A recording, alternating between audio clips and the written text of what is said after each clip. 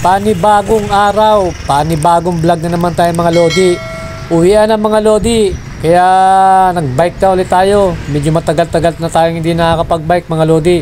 So ngayon, papadyak na naman tayo.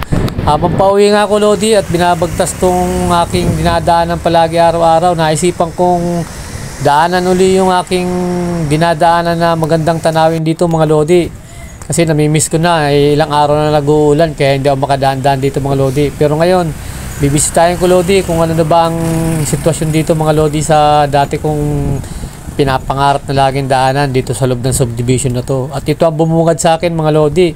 Napakalalagunan ng mga puno dito mga Lodi kasi sa sunod-sunod na pagulan. Ayan mga Lodi oh, halos magkadikit-dikit na ang kanilang mga sanga dyan sa taas ng mga puno na yan. Tingnan natin Lodi yung pinakalublooban niya mga Lodi kung ano ba talaga ang meron dyan.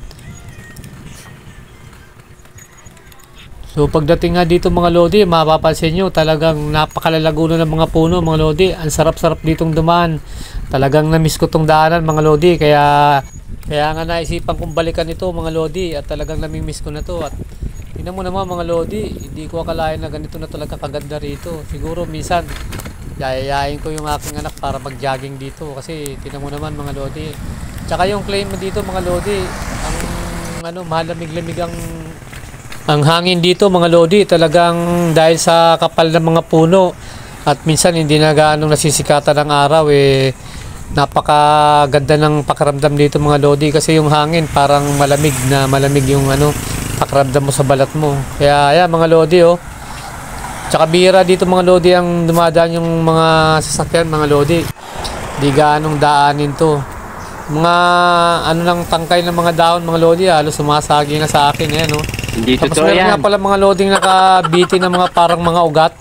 Yung nadaanan natin kanina na nakabitin dyan sa puno, sa tatanda na kasi ng mga ito mga Lodi, kaya yung mga ano niya talagang napakaganda. Ayan nga mga Lodi oh, grabe, wide na wide yung kanyang mga sanga. Tsaka ang lalaki ng trunks niya. Ang sarap-sarap tingnan ng mga ito mga Lodi, itong mga puno na ito. Pero kung ikaw talaga ay nature lover, sigurado ko mga Lodi, magugustuhan mo rito mag-jogging lagi at lagi mong daan-daanan to araw-araw. Kasi talagang napakaganda mga Lodi oh, parang inukit yung daanan niya talaga mga Lodi oh.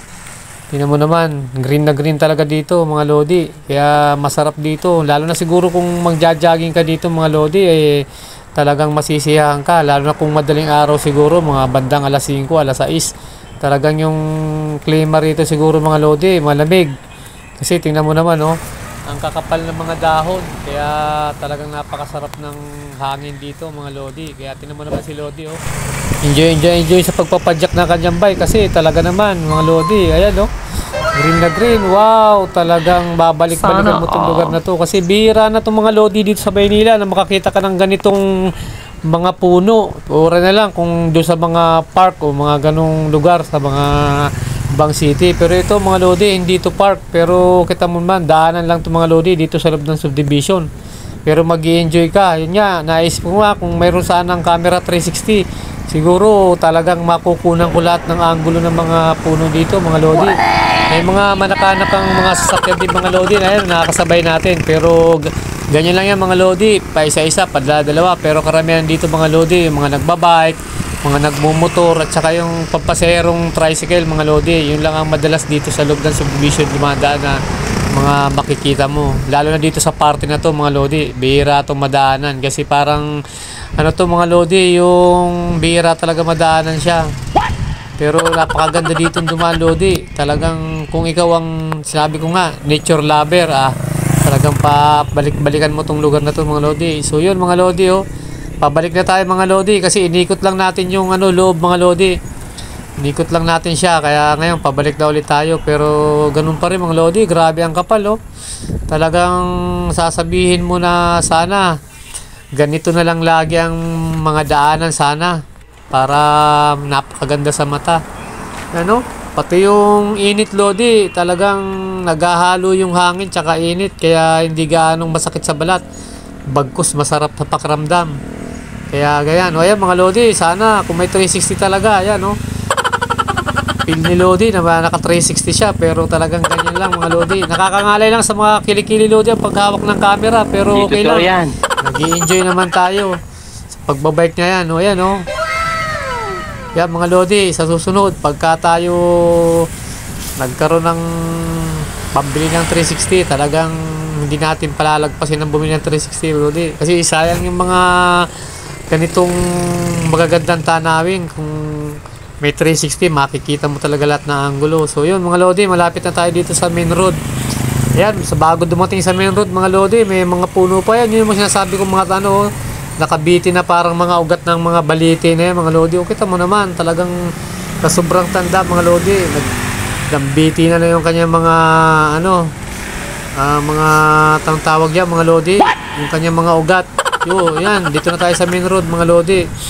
Even dito sa main road lodi, talagang left and right, talagang makikita mo yung mga puno, nakahilera talaga yan mga lodi. Talagang napakagaling ng nagmamanis ng subdivision na to. Talagang na-preserve nila yung mga puno na yan. Dito mga lodi, medyo marami-rami na sasakyan dito. Tsaka yung init lodi, ayan o, napakaganda. Ayan o, talagang kumikislap-kislap, para kang nasa pelikula mga lodi. Kaya dito mga lodi, sarap dumaan dito kapag ka hindi umuulan at katamtaman lang yung ano ng init. Tsaka may mga bulaklak pa sa gilid mga lodi. So yun na mga lodi, touchdown na tayo, nandito na tayo sa bahay. Yun, napakasarap ng pakiramdam. So kung nakarating kayo dito lodi, huwag niyong kakalimutang mag-subscribe, likes, comment, and share. Ayan, sumalubog sa atin si Cherry lodi, ganyan lagi yan. Naglalabas si partner pagdating ko. Yan, pahinga na tayo mga lodi. So hanggang dito na lang mga lodi. Maraming salamat sa pagsama niyo sa akin. Antayin niyo yung mga susunod kong vlog. Maraming salamat. Babush!